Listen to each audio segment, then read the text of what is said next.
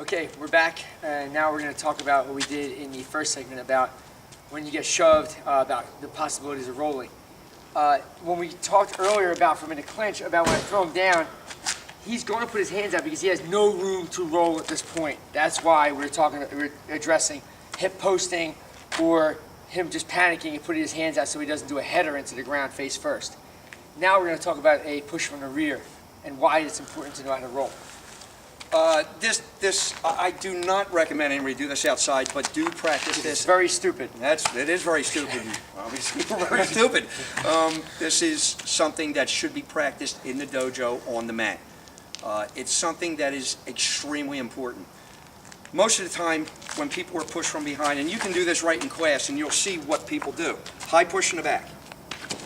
This is what they do. Now, if that's a hard push, give me a hard push. Yeah, this is what they do. And knees first into the ground. Hands, knees. I'm exposing my back. I'm exposing my neck. I'm done.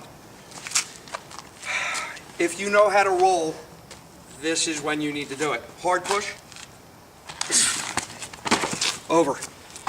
Now, the only thing that happened there is felt a little bit on my knee. A little bit, that's it. When you do your roll, you go right with it. You tuck your arm, right leg goes, right arm under. If you're going the opposite way, left and left. I'm right-handed, I roll right side. I can do it to the left also. But this will keep you from getting scraped up. And there's distance between he and I. That's right. I created distance. I can leave. If I choose, I can engage. But at no point, when that push comes hard, are you to try to hold yourself up. You're only asking for trouble. And we all know, in all of our systems, you know, it doesn't matter what system you train, there's numerous defenses for when you're on the ground. And you know, when you get pushed from behind. They're all good in their own place. And what we're saying, we're not downing, we're not punching holes in anything. All we're saying is, a lot of times that's why people get their knees skinned and people get their hands scraped up when they fall hit the ground, because they do this to put on the brakes. By training over and over again to build instinct, he's going to tuck, he's going to roll, his head's not going to get cut up. If he just falls to the ground and doesn't know how to roll, he's going to smash his elbow, possibly break a wrist. His knees are definitely going to get damaged. And when he's on the ground, it's party time for me. Okay, and that's where I'm going to start dancing, tap dancing all over his head. It's a good thing to know how to roll on a mat, and then try it on a smooth wood surface, and then it's not recommended. I am not suggesting you try this, but if you feel stupid like we do once in a while. Jackass warning disclaimer. Yeah, and in all actuality, I felt absolutely nothing with that roll. I was fine. Head never touched. The only thing, knee touched a little bit. Other than that, I was fine. This really came about through Krav Maga knife training that we were doing.